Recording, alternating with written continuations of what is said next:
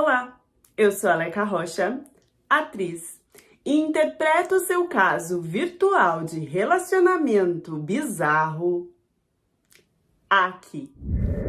Sozinha, queria uma pessoa pra conversar. E só isso. E no começo foi bom, como eu contei lá em cima. Foi bem legal. E provavelmente ele pegou algum ponto fraco meu, viu que eu tava carente, tava mesmo. Só que também eu me levantei mais forte disso, sabe? Graças a Deus, assim. Eu confio em Deus, eu tenho fé em Deus. Ele não tirou mais dinheiro porque eu fui muito resistente, assim. Não tenho, dizia que não tenho e pronto. E ele era tão caco que mandava pedir pros amigos. Tu acredita nisso?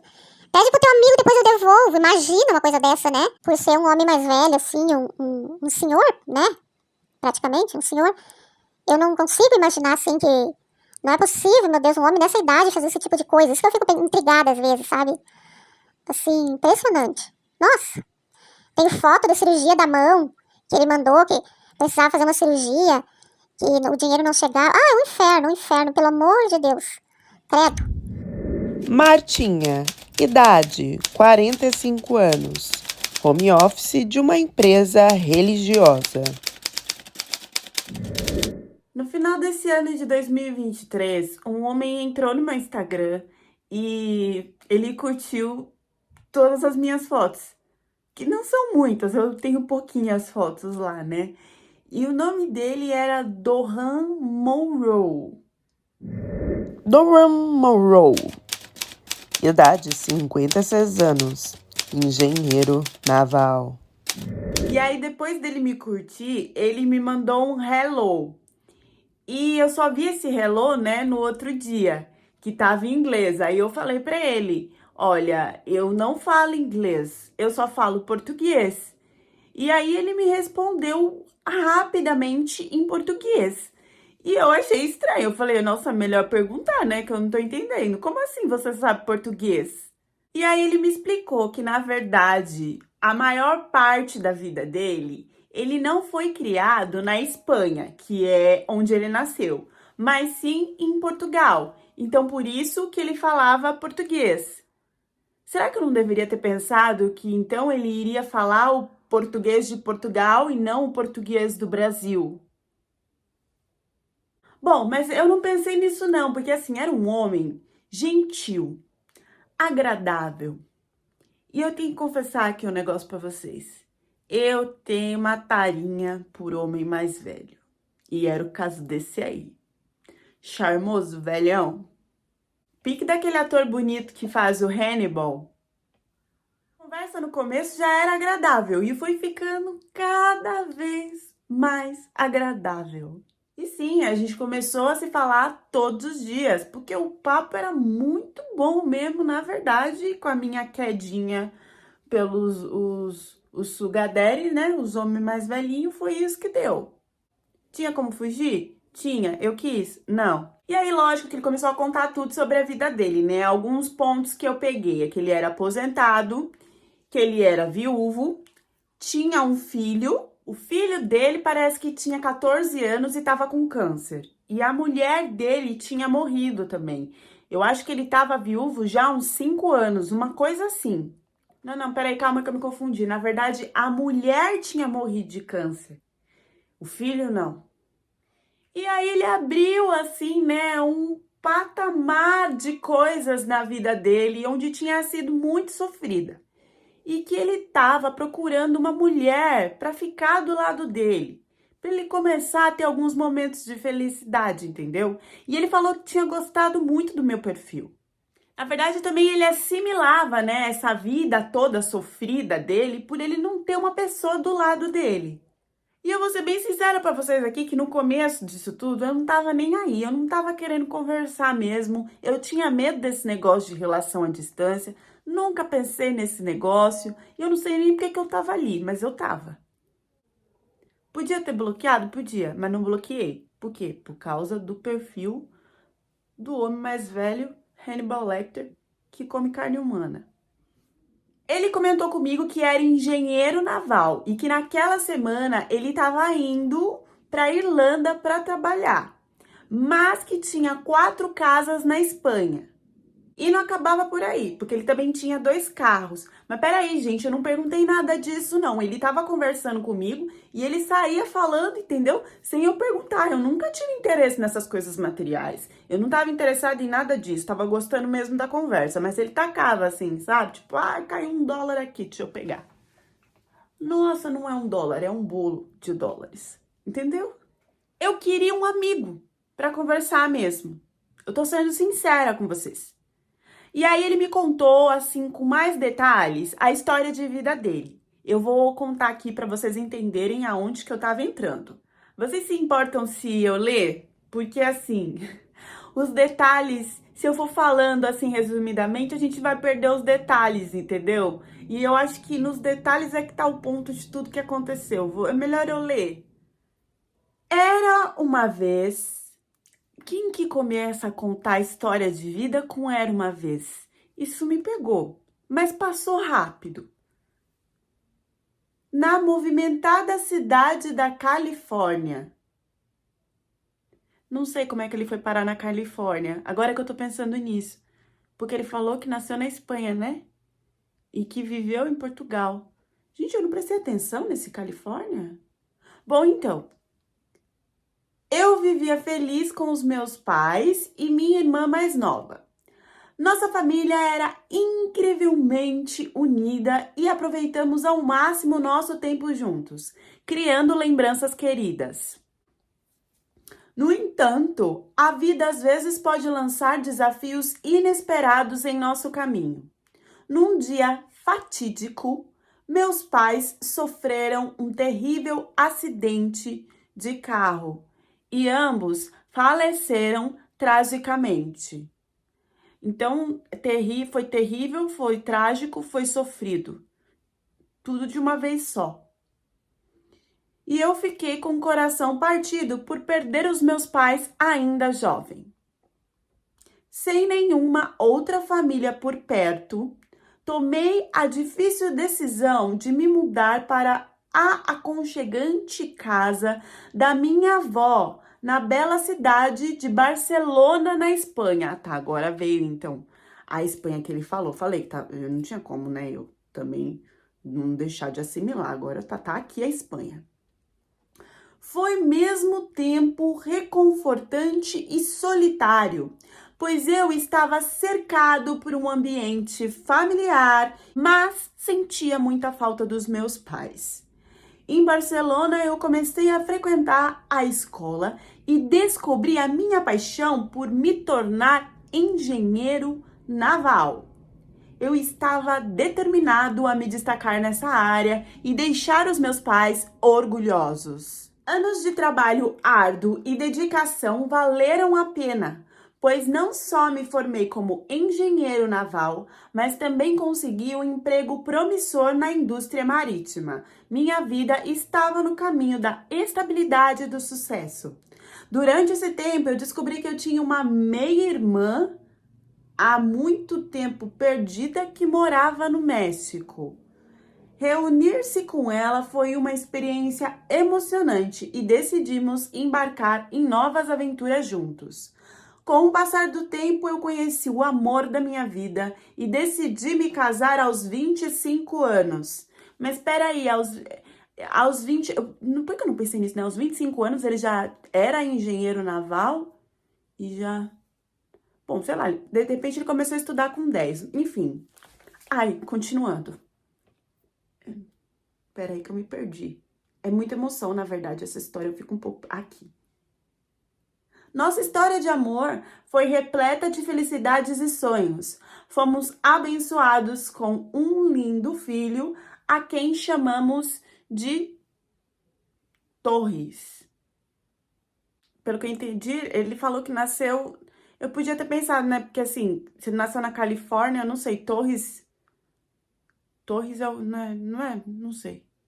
Depois de contar toda essa história, da gente se conectar muito, sabe? Uma coisa assim, estalou, juntou, estalou, grudou, conectou, amor. Ele começou a falar que ele queria, né, alguém para dividir a vida com ele. E aí ele começou a falar não só de vir me visitar no Brasil, mas também de casar comigo. Ele também me explicou que ele tinha se aposentado. E aí, então, agora aqui, né, ele tinha se aposentado, mas calma, gente. E ele falava que ele queria um amor para a vida toda. Então, acho que ele estava trabalhando mesmo aposentado, né? Eu acho. Mas eu não queria essa coisa de casamento, não. Eu não queria. Era ele que ficava falando. Com mais de um mês de conversa, né? E era assim, bom dia, boa tarde, boa noite, meu amor, como é que você tá? Dormiu bem? O que você tá fazendo? Sempre com aquela coisa, né, que a gente ia casar, né? Já tinha dado mais de um mês de conversa, então ele já tava lá na Irlanda trabalhando. Esse é um dos vídeos que ele mandava como declaração. Aí é minha foto. E depois esses dois fantasminhas me chamando de linda. Mandava algumas fotos dele também pra eu ver onde ele tava. E eu gostava muito quando ele mandava esses desenhos de amor, falando que sem mim ele não era nada.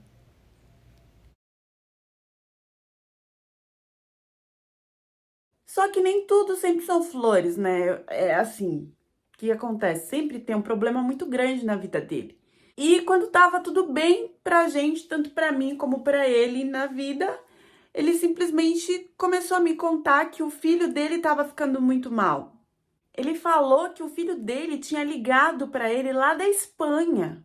E aí o que que ele fez?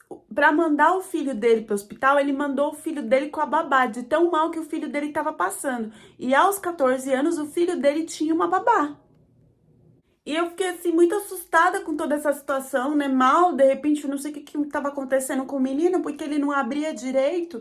E aí eu fui super solidária, né? Super empática de conversar com ele, acalmar ele, falar: não, fica tranquilo, crianças se curam muito fácil, não é igual a gente que é velho, que fica lá internado e tal. Vai ficar tudo bem, você pode contar comigo, pode conversar comigo, eu te acalmo, fica em paz. Chegou uma hora que já não tinha mais o que eu fazer, porque cada vez mais esse menino ficava doente. Era uma coisa assim que eu já tava com medo dessa criança estar com o pé na cova. Era tanto sintoma, tanto hospital, tanta coisa. Eu já tava imaginando o braço da criança todo furado, o menino estatelado com um olho pro lado, o nariz pro outro.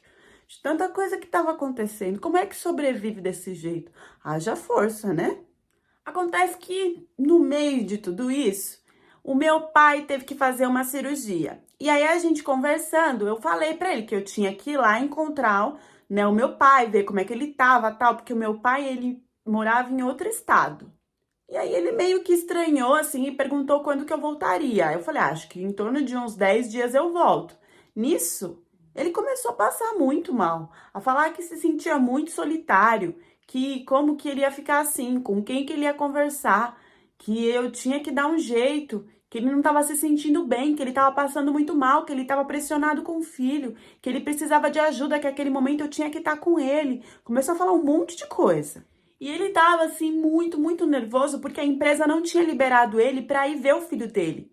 Então, ele estava no meio do mar, não tinha o que fazer e a criança quase que morrendo. Ali eu senti que começou uma pressão psicológica, tanto para ele como para mim. Então, eu meio que assim, né, dei uns passos para trás, falei: calma, né? Vai ficar tudo bem, você tem que respirar, você tem que ser positivo, as coisas mudam de um segundo para outro. E eu também meio estranhava, porque assim, eu já comecei a estranhar, na verdade. Aí eu comecei a estranhar.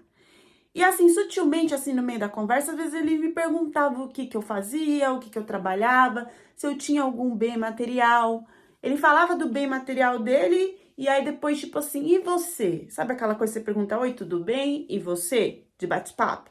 Era bem assim que tava funcionando. Essa parte eu também fiquei, né, meio com o olho assim já ligado no que podia acontecer. Foi aí que ele me pediu um favor. Ele me pediu se eu podia depositar um valor para cuidar do filho dele. E aí eu falei que não, que cada um tinha que cuidar das suas coisas pessoais, que eu não ia fazer isso.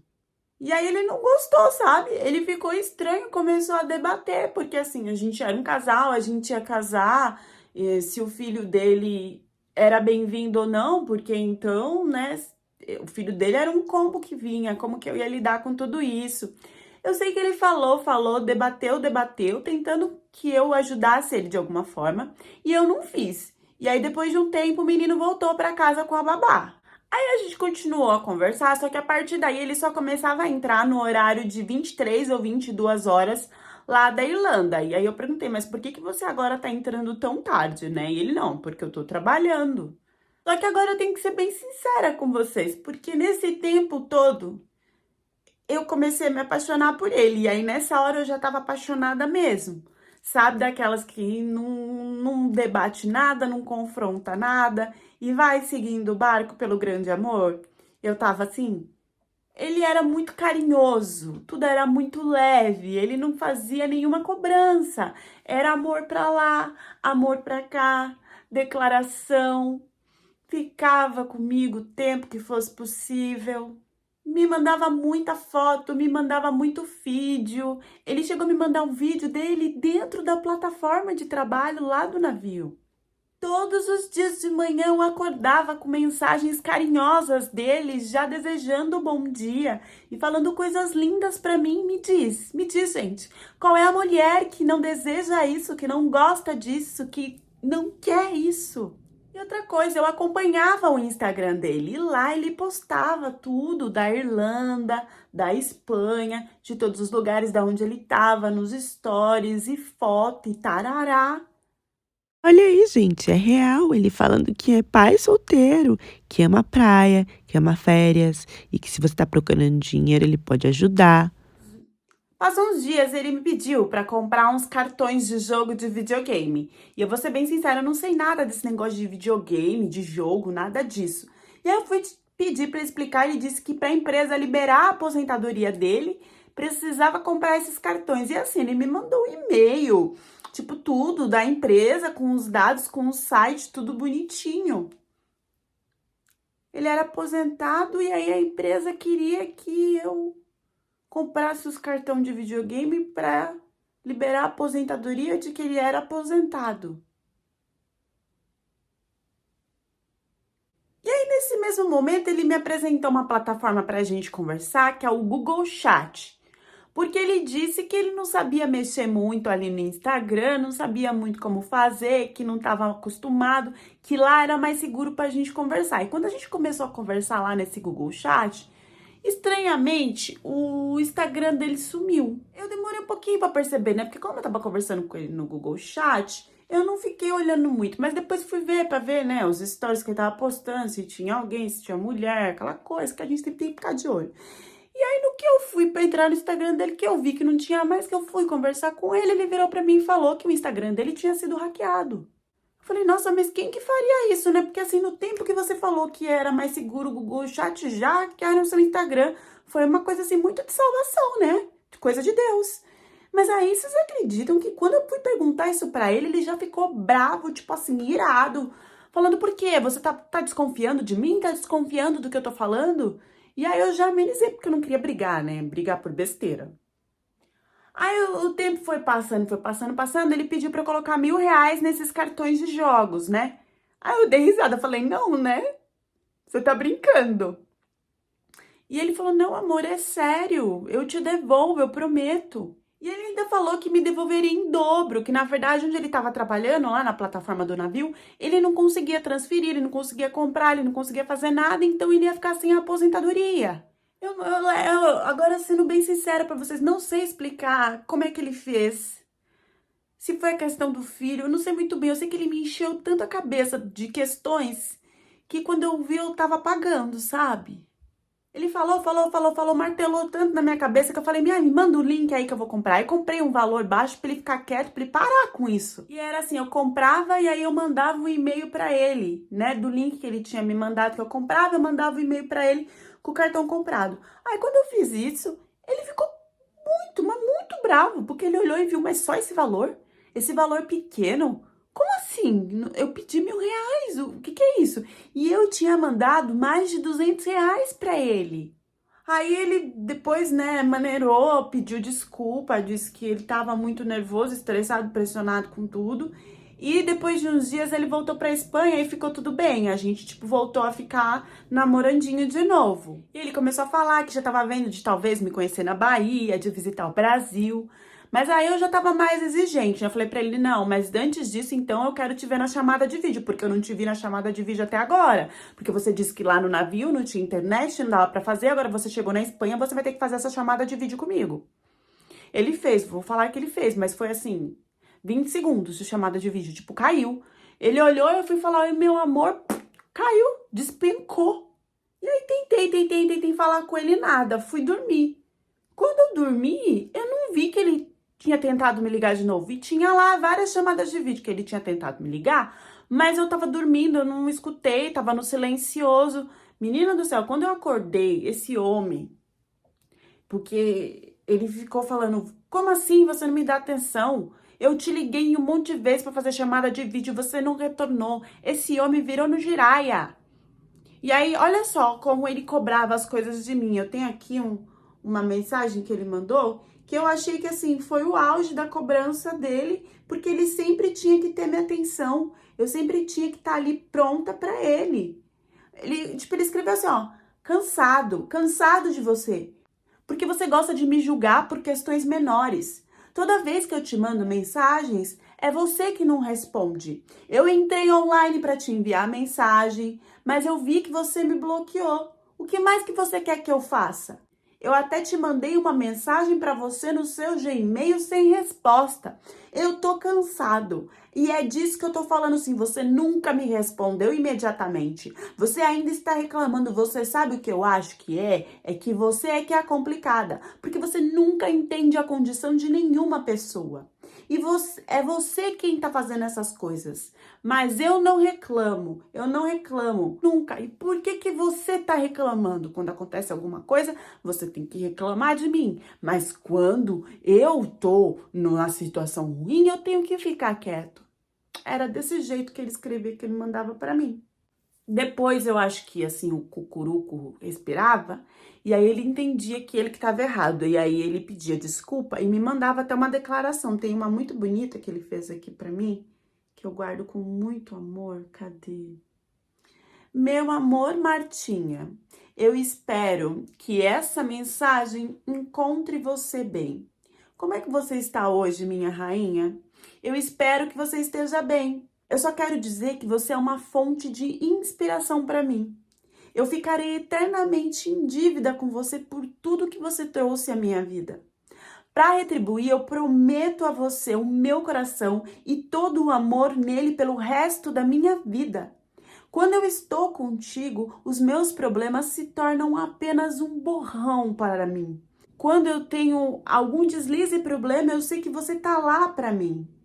O mesmo vale para você. Se você estiver tendo um dia ruim, eu farei qualquer coisa para que isso melhore, para ver o seu sorriso, para beijar os seus lábios macios e doces, para olhar nos seus belos olhos que brilham de tanta felicidade. Naqueles olhos eu vejo um fogo de paixão e segurança. Eu estava prestes a desistir de toda a esperança no amor.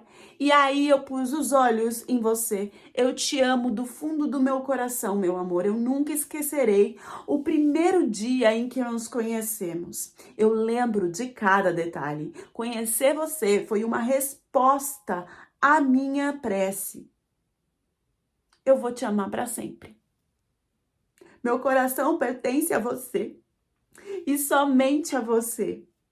Eu nunca quero que você esqueça disso. Eu achava que não era possível me apaixonar verdadeiramente por alguém, mas você me provou que eu estava totalmente errado e eu estou verdadeiramente feliz por ter você na minha vida. Bom, depois de 2 dias de toda essa situação, ele lá na Espanha disse que tinha machucado a mão e que precisava fazer uma cirurgia. Na verdade, ele tinha machucado a mão no trabalho. E aí ele tinha que fazer uma cirurgia, mas que ia ficar tudo bem. E eu, tá. E aí ele me mandou a foto de como tava a mão dele, gente. Olha que absurdo. E depois de um tempo à noite, a enfermeira do hospital me ligou para dizer o que estava acontecendo. Ela entrou em contato para falar aonde ele estava, o hospital que ele estava, e que a cirurgia tinha se agravado e que ele tinha que ficar em coma. e que ela estava procurando alguém da família para ajudar. E ele tinha dado meu contato, porque eu era noiva dele. E que era preciso que pagasse 7.000 reais para continuar com todos os medicamentos e a internação no hospital. E aí eu fiquei meio assim, falei, não, mas então, sei lá, amanhã eu falo com ele, quando ele acordar eu posso falar com ele. E assim, você é brasileira porque você tá falando português? E ela respondeu, não, minha senhora, eu sou portuguesa. Uma enfermeira portuguesa na Espanha, falando português. E aí eu perguntei, mas será que eu posso falar com ele no outro dia? Porque eu quero falar com ele. Ela falou, não, tudo bem, vamos ver como é que ele vai ficar. Hoje à noite, amanhã você conversa com ele então. E aí, no outro dia, ele apareceu, eu fui conversar com ele, e ele tava muito nervoso, falando que os médicos da Espanha eram loucos e que eles tinham feito a cirurgia errado e que ele ia precisar ter que ir pra Índia para resolver toda essa situação, porque tava gravando cada vez mais. E me falando que ele ia precisar de dinheiro para fazer tudo isso. E aí eu parei e falei, ué, mas você não é engenheiro naval? Você não ganha super bem? Ele falou, sim, meu amor, mas só que eu não vou receber agora, eu só vou receber no próximo mês. Ele infernizou a minha vida, eu não consigo explicar como, mas ele entrou na minha cabeça de um jeito demoníaco, no qual eu não conseguia nem ter espaço no cérebro para qualquer outra coisa que fosse da minha vida. Ele queria 2.000 reais, eu comecei a inventar coisas para tentar fugir da situação, mas chegou uma hora que não adiantou. Começou a dizer que estava sofrendo muito, que isso podia se agravar, que ele não conseguia dormir de tanta dor, de tanto sofrimento, que eu acabei mandando 1.000 reais para ele. E ele ficou super feliz e emocionado, porque agora sim ele poderia ir para a Índia fazer a cirurgia. E aí ele sumiu por uns dias até chegar na Índia, e chegando na Índia ele voltou de novo a se comunicar comigo. E aí lá na Índia, ele me mandou uma foto da mão dele, grotesca, que os médicos tinham... Falando que os médicos... Calma, gente, desculpa, eu sei que eu não podia estar rindo, eu juro que eu tô tentando fazer sério, calma. Ele me mandou uma foto horrível da mão dele, falando que os médicos tinham começado a cirurgia e não queriam terminar a cirurgia porque faltava 1.000 reais. E aí eu falei, eu não tenho mais, se vira, procura ajuda, procura sua família, pronto, eu não vou te mandar nada. E assim, gente, eu nunca vi um homem se humilhar tanto na vida. Ele implorava que tinha um filho no outro país, que estava distante, que estava lá com a governanta cuidando dele, que ele não podia fazer mais nada, que ele não tinha família, que ele não tinha ninguém, que ele precisava de ajuda. Eu não sabia fazer transferência para outro país e foi isso que eu falei para ele, que eu não sabia, já me esquivando, que eu não sabia fazer. Para a Índia eu não sabia. E aí ele falando que não, tudo bem, que então ele ia arranjar uma conta de um brasileiro e uma brasileira que pudesse me ajudar com isso. E ele falava, repetia que ia me devolver em dobro, que a gente ia comprar nossa casa no Brasil, que a gente ia ser feliz juntos assim que a mão dele sarasse, que ele não tivesse mais em estado grave. Eu não mandei, ele ficou julho, junho, julho. Ele ficou julho, junho, julho, agosto e setembro. Julho, agosto e setembro. Ficou lá na Índia, sem acabar o negócio da mão. Aí ele disse que ia voltar para Espanha, então, para resolver o negócio da mão, mas que ele também não tinha dinheiro para voltar para Espanha. E eu inventando 1.000 desculpas para não emprestar, e ele falando, então vê com um amigo seu, depois a gente devolve pro seu amigo, meu amor. Eu só sei que foi tantas coisas que ele falou que no dia 23 de setembro eu mandei mais 1.000 reais para ele. E aí ele se declarou, ele falou que me amava, que a gente ia ficar juntos pra sempre, que eu era a melhor mulher, que eu tava nos melhores e nos piores momentos com ele, que ele tinha achado a melhor pessoa que ele podia ter na vida dele. E no outro dia, ele desapareceu completamente. Eu achei que tinha acontecido alguma coisa estranha, mas ele nunca mais apareceu, ele sumiu. Hoje faz um mês que ele desapareceu e eu comecei a ler toda a conversa de novo e eu comecei a perceber que eu tinha caído num golpe. E eu comecei a me achar burra, ridícula, ignorante. A vergonha que eu tenho para mandar essas coisas para Leca, eu quase que tive um surto assim, e depois eu queria apagar logo, que ela guardasse tudo, porque eu tinha vergonha daquilo que tava ali e me fazia mal ler, sabe? Hoje eu já me encontro um pouco melhor, mas eu ainda tinha dúvida se aquele homem que falava comigo era real. Eu acho que ele estava usando a foto de outra pessoa. A Martinha, gente, entrou em contato comigo, me mostrou a foto do homem. Eu vou mostrar aqui pra vocês, como já tem outros vídeos, como é que eu pesquiso, né, em uma das plataformas, pra saber de quem realmente é a foto. Bom, gente, esse é o site Yandex, tá? Tem a opção lá, ó, de imagem fototeca. Você vai pegar a foto da sua galeria e escolher esse aí é o dono, né? E vai atualizar e vai começar a mostrar, ó lá. Sobre a imagem, a gente tem as imagens similares e aonde essa foto está, ó lá. James Scott, Michael, Bronson, vários sites de relacionamento. Depois, ó, Fake Scan, que é um site onde mostra os fakes, né? E você vai vendo, ó, Instagram, site de namoro, site que mostra foto de pessoas que usam foto dos outros fake, e por aí vai. Já em imagens similares, tem várias fotos desse cara que você pode utilizar e fingir ser uma pessoa que está viajando em vários lugares do mundo tranquilamente. Não achei a conta real, oficial do dono da foto, né? Então é importante enfatizar aqui que não é esse homem que conversou com ela e que deu o golpe, e sim alguém que está usando as imagens desse homem. Como vocês podem ver, a foto não, né, o cara que falou com ela não é o dono da foto, é uma foto muito utilizada para golpes. E eu quis contar essa história pra vocês porque, gente, golpe do amor, todo mundo já sabe, leca do cartão, do correio, tudo bem, todo mundo já sabe. Mas eu achei muito interessante saber de como esse cara envolve. No caso dessa situação, foi totalmente na pressão e na paulada, né? Ele ia tacando informação. Com certeza a Martinha é uma mulher que não sabia dizer não, né? Porque era só dizer não e bloquear, mas ela não conseguia. Então, assim, né? Isso é a Martinha, não quer dizer que todo mundo é assim. Mas a gente tem que dar uma olhada aqui. Então, existem pessoas assim, né? Que talvez se sintam pressionadas, mesmo distante, a ponto de fazer uma coisa que ela tá sendo cobrada ali. A gente teve o caso, né, da menina com o coreano, que na verdade o que ela fez já foi por amor, né? Querendo achar a vida dela, que ela não tinha com a família dela em outro país. Nesse caso da Martinha, foi na base da pressão e na base dela não conseguir falar não. Achei muito interessante porque tem vários pontos que o cara se confunde totalmente. Uma hora ele fala que é aposentado, outra hora ele fala que não tem aposentadoria, outra hora ele fala que tá trabalhando. E